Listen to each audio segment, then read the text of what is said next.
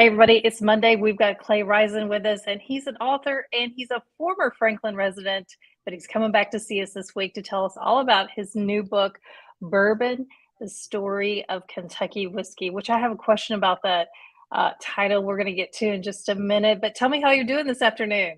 I'm doing great. I live in New York these days, and it's a little overcast. I'm looking forward to coming back down south, where I understand it's a little warmer, a little more Yes. spring forward than we have here in New York. It's gonna be great. Yes. You just missed a big rain shower. Remember those Tennessee That's storms?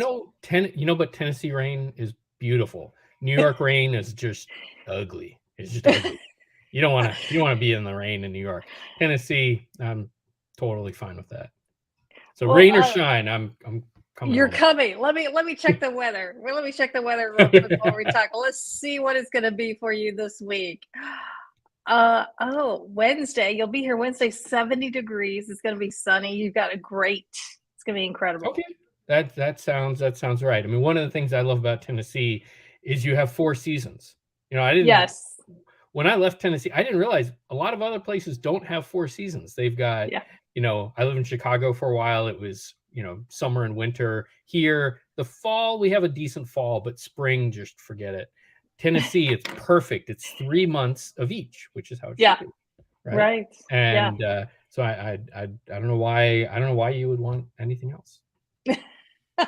Well, let's talk about the reason you're coming back to your hometown, so to speak. You've written a new book about bourbon. So tell me about this title, Kentucky Whiskey. You're calling bourbon Kentucky Whiskey. I feel like that's kind of an oxymoron. Bourbon and whiskey in the same sentence. Yeah, a lot of it is, that's what works for the shelf. That's what catches people's eye. It's funny when I write about whiskey and when I think about this subject, I constantly have to have in my mind that there are a couple of different audiences. There are the people who know, and the people who know exactly what bourbon is, who know exactly what you mean when you talk about Kentucky or Tennessee or American or whatever. And then there are people who like it, but they don't know. And then there are people who, for the first time, are coming to the subject. I mean, even now, we're 15 years, however you count it, into the bourbon boom. And it's, you still run into a lot of people who say, I don't, do you like scotch or do you like whiskey? It's that kind of still, which I'm not, no offense to those folks. I'm just saying that there's a wide variety of wide variety and levels of information out there. So when I was talking to my editors, they said, well, we should really aim for something that draws in a variety of people, even if some people might look at that and say, come on, what are you doing? Yeah. If that makes sense. I said, sure, Yeah. why not? Okay. They're All the right. That experts. helps me a little bit.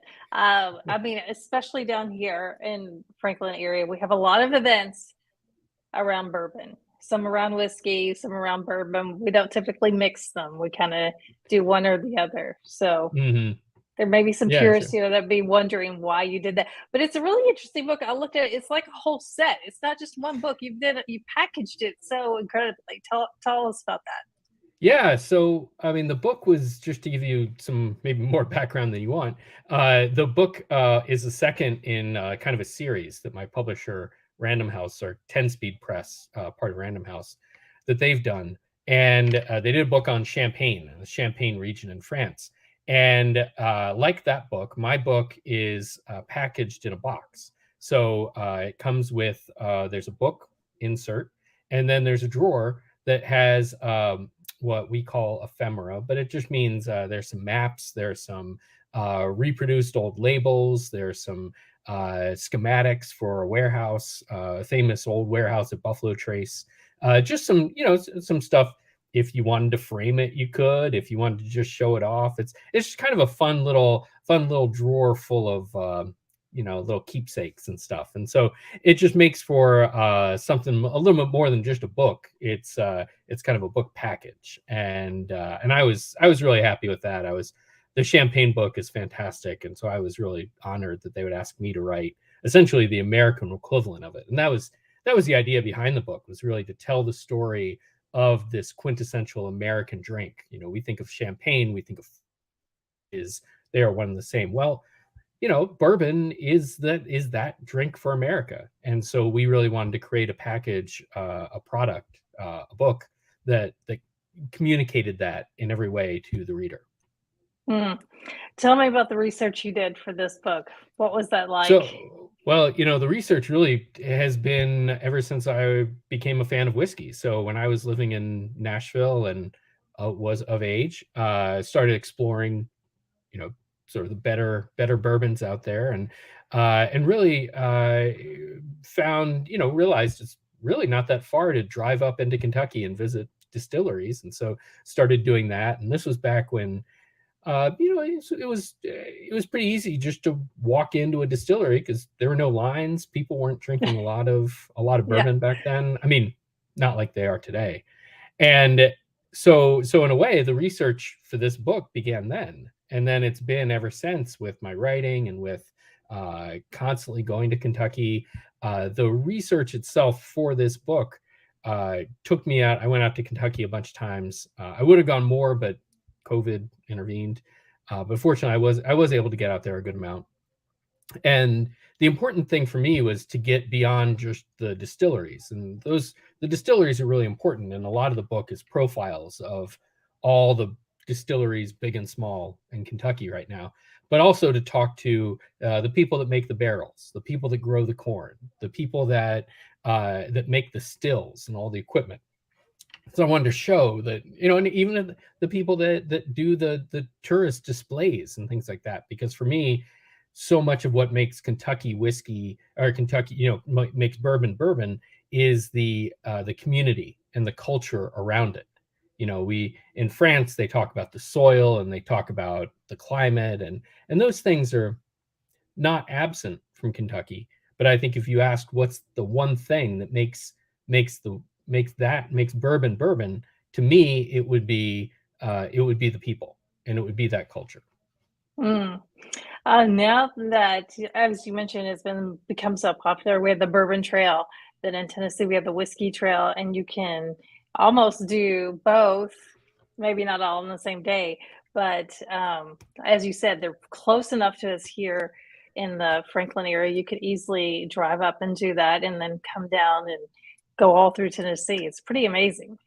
Yeah, it really is. It's so much fun, and you know, I think anybody who goes to Kentucky should come down to Tennessee, make that part of their tour, and vice versa. You know, it's and I the last for people who haven't been up to Kentucky and any of the distilleries in recent years, it is just every year there's a new just gangbusters distillery with a great public venue. I mean, a lot of them now they come really uh, designed around visitors and the public experience. So they have there's one JW Dant that's opening not far from Maker's Mark, and they're going to have a hotel. Oh wow. They've got a restaurant. They've got a concert venue. And as well as a distillery and tours and all this and a little lake. It's beautiful, and that's where people are headed. There's great dining. It's really their goal is to make it kind of almost like a Napa Valley kind of experience. Maybe Mm. hopefully not as expensive as Napa Valley, Right. but with that same sort of idea of, you know, you can come here and you come for the whiskey, but you can also come to enjoy the food and the hospitality and stay a few days and just really enjoy the bluegrass region. Yeah, yeah. Well, you have an event coming up in Franklin at Saint Goose on Wednesday, April 27th. It starts at 6 p.m. Tell us about that. Tell us what you'll be doing there. Yeah, so I'm going to be talking through, talking through bourbon, talking about the book, obviously, talking about some specific bourbons. We'll get into kind of what makes, you know, different styles of bourbons these days, especially. People are really starting to pay more attention to the fine distinctions between different distilleries, but also different styles, different aging techniques. And so, one of the things that I've tried to do, especially recently, in some talks, and this is what I'll do at St. Goose, is to try to help people know how to talk about those things. know how to talk about, what does it mean when you talk about a high rye mash bill? What does it mean when you talk about a toasted barrel? These are terms that are becoming very common. A couple of years ago, even they kind of flew over everybody's head. But now I think there are a lot of fans out there and a lot of distilleries who say, let's talk about these terms because people know what they mean. So I want to try to just make sure everyone feels comfortable with that, because that's in the end what this is all about, is just having fun. And so if you're kind of out in the woods, you don't know what people are talking about, well, it's not going to be fun. So I want to make Yeah. sure that when you're drinking your whiskey, you're having fun doing it. I think you make a great point because not only is bourbon become a popular drink, the whole idea and talking about it it's where it came from, and like you mentioned all those terms, that's a whole thing that goes along with it. It's like Yeah, I mean, it's like you have to learn a whole new language, so to speak. yeah, and I mean, I'm kind of a geeky guy. I like to get into that stuff, but I also appreciate that a lot of people aren't that way, and a lot of people just wanna know what they're drinking. They wanna basically understand it, but they don't wanna sit in a seminar, whiskey graduate student level whiskey seminar. So, I won't aim for that, but I'll kinda give them the Cliff Notes version. So, they can go away and feel like, okay, I know what's going on. Now I can actually appreciate what's in my glass. Yeah. Do you have to reserve a spot for this event, or is it just come everybody can drop by on Wednesday? Um, it is, I believe, both. I Okay. believe you can reserve a spot ahead of time, but I think you can also drop in.